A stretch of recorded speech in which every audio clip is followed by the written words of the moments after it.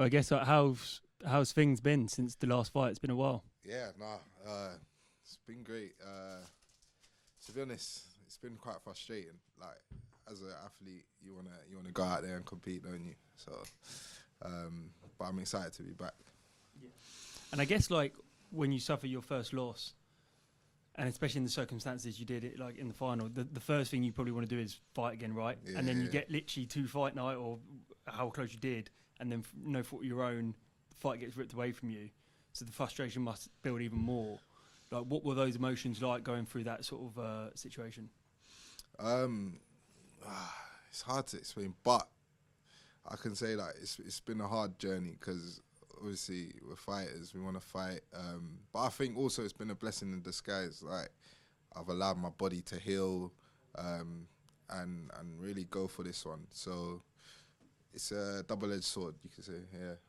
Yeah. And looking back specifically in the PFL Europe, there's no secret. Like a lot of people were sort of touting you and Dakota as sort of the stars of the show.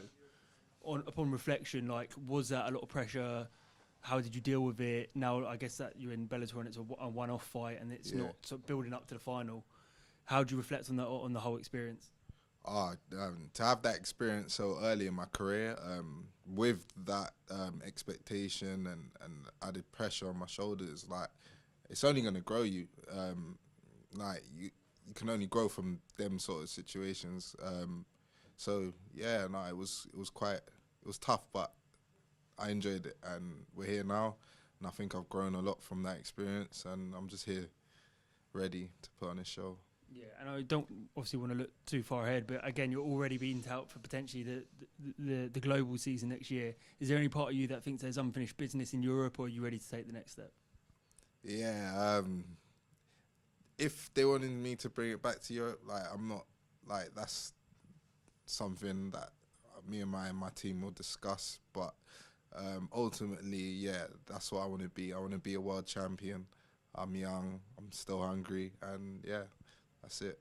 Yeah, I mean, obviously, it didn't go your way in Dublin in terms of you didn't get to fight, but you did get quite a cool moment with Conor McGregor. Yeah. At the end of the day, we're all fans. You're a fan as well, so to see like a star like that come up to you, embrace you, and speak to you, what was that like? And did you get the chance to sort of pick his brain as well? No, I didn't get a chance to speak to him, busy man, but yeah, like, I think Conor inspired a lot of, well, my generation of the sport to actually pursue the sport, because I think he was the first one to be like a superstar, do you know what I mean? Especially in Europe. So yeah, definitely that meeting Conor was a big moment. Yeah, sure. Were you a little bit starstruck? Oh no, yeah, I was full fanboy mode. Yeah, when was the last time you felt? It's probably a while since you felt like. When was the last time you felt something like that? If ever you felt like that. Oh, that's a good question. I don't think I have ever actually seen someone and been like, "Whoa, oh shit, that's the person." Like, you know what I mean? So like that was a good moment for me. So yeah, probably the first one. Still, yeah. Even when you were being touted to fight in Dublin, by the time that fight was coming around, Jacob had already had the two, I think. Yeah. Was it frustrating watching his fights and like seeing like, if obviously he didn't win either of them, so like you would watch like the mistakes he'd make or whatever, be like, oh, I wouldn't have done that if I were in that position. Oh yeah, no, it was frustrating seeing him compete and everyone compete, and I'm just on the sidelines, but ultimately, like, it just made me hungrier. And yeah, this is what I'm here to do on Saturday, show you guys what I've been doing for the past 10 months. His fight with Impa was a bit of a barn burner. Like, were you watching that and, like I say, like almost like looking at it and seeing like, well, you've been in there with Jacob and like, oh yeah, I would fancy it against like someone like Impa, who is the world champion, the $1 million champion. Like, he's a dangerous guy. Like, it's one mistake will cost you against him, because he holds that dynamite in his right hand. But yeah, I believe I'm still better than all of these guys, and I truly believe that. So yeah. You almost feel bad for like Rafael. Like, I feel like he's gonna get. It's not just about him. It's like he's gonna feel the brunt of like pretty much a year's worth of frustration. Oh, for sure. It's been 10 months. You lock me up for 10 months, you're gonna see what happens. Yeah, tune in Saturday. When's the last time you were out for that long? Oh, that's a good Like COVID, maybe? Bro, yeah, probably COVID times. And when that happened last, like you saw the run I went on after that, I turned pro and I fought every single month for 5 months after COVID. That's the sort of hunger I had when I was out of the game for about, I don't know, what was it, like 2 years maybe? It's 10 months. Yeah, I'm hungry, bro. I just want to get in there, compete and show everyone what I'm about. So obviously the fans can expect a couple of big finishes, obviously from Luke and yourself. Oh yeah, 100%. I think I've got a 100% finish rate in London. I want to keep that going. Yeah, it's London, so I'm gonna show out for sure. Hi there. I was wondering, obviously, you've had that 10 months off. Is there a part of your game that you've been developing, or have you just been consistent with your training? I know you mentioned kind of working with GB guys. Yeah. Has your jiu-jitsu developed, or have you just been focusing on what you usually like to do? Yeah, no, this is my job. This is my lifestyle. I'm a fighter, so I'm in the gym every day. I might have a week or two off, but every day I'm in the gym grinding, getting better in all aspects of my game. So, yeah, everything's changed, but nothing's changed. You know what I mean? Yeah, of course. And obviously, in Bellator, you probably got a hit list. Is there anyone that you have in mind in the next couple of fights if you are successful on the weekend? Ooh, like I don't wanna. Yeah, I'll leave it to the weekend. But there's a few on the hit list. I'm sure you do a great job on Saturday. Good luck, mate. Thank you very much. And so obviously, you used to be a steward at Wembley, and now, 6 years later, you're on the main card at Wembley Arena for Bellator. Is this the kind of night that you sort of dreamed about when you were working those events back then? Yeah, for sure.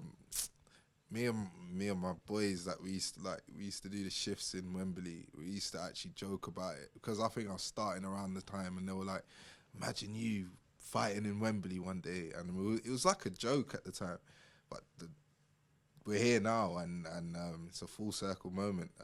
Yeah, I'm just excited and embracing it. Obviously, a big win this weekend, especially in front of a home crowd, is going to be amazing for yourself and for your career. Already on the main card at just 10 fights in, with a big win, do you think you can see yourself coming back here and headlining next time? Yeah, for sure. We just got to see how the show goes on Saturday, and the turnout. I think we've got a good turnout, and we'll see the energy in the arena. I'm sure we do well. We put this guy away. They'll be back next year for sure. And obviously GBTT are absolutely tearing it up at the minute, with all the young people coming up through, different promotions. You got Lone in with his massive win on Dana White's Contender Series, Chanel storming her way through the tournament. As another person who's sort of part of this, new wave of young fighters coming through UK MMA, is there any sort of pressure to being one of these big names? No pressure. Like, I think it helps us because if you're in an environment where a lot of people are doing well, you kind of get on that vibe and energy and wavelength. So I think, it's nothing but good vibes down there, and we all wish each other the best. But yeah, it's exciting times to be part of GB. Best of luck on Saturday. Thank you.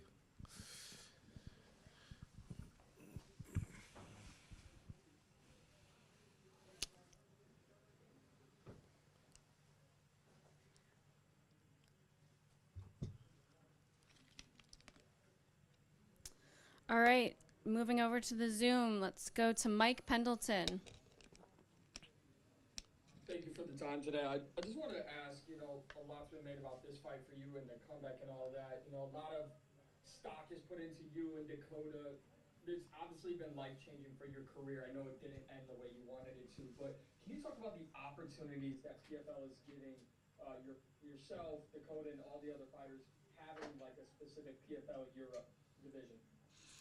Yeah, I think what PFL are doing is amazing because it's shining light on European fighters that maybe probably wouldn't have got the chance or struggled to get opportunities like that. But I think PFL are doing a great job of finding these young, hungry, talented fighters early and showcasing them and promoting them.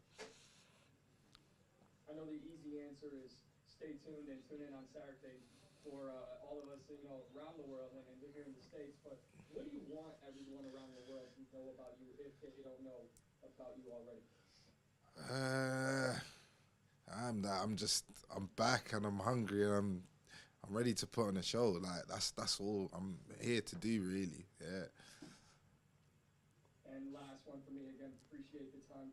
What, besides your skill set, besides that they following you have and all of that, what do you believe you would bring to the PFL Global season next year? I think what I'd bring is youth, something different, something refreshing for sure. I think we've seen familiar faces for a couple years now, and I think it's time to revamp a bit, add something fresh, smooth, and I'll be there next year. I think you're definitely needed. Thank you. Last question goes to Josh Sedgwick. Yeah, hi, Powell. So the question I had was, looking into your background, one thing that did immediately catch my eye was the pace you set and the precedence you put on career. You started your amateur career in 2018.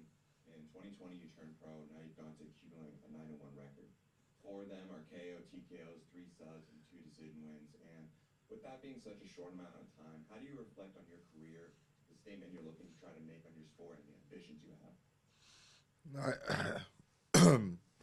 Sorry. I feel. Could you repeat that? Sorry, I missed the last bit. Yeah. So with the short amount of time that you've competed and the accomplishments you've made, what kind of statement are you looking to make, not just in your career, but in sports as a whole? I think, like, when you look at my career and how fast I've got to this point and what I've achieved and what I've done at such a young age and short space and time in my career, you just got to look at the trajectory. Like, the next few years, I honestly believe I could be world champion next year. 2 years, it's like that. I feel that way and I'm confident. I think that answered your question. Sorry.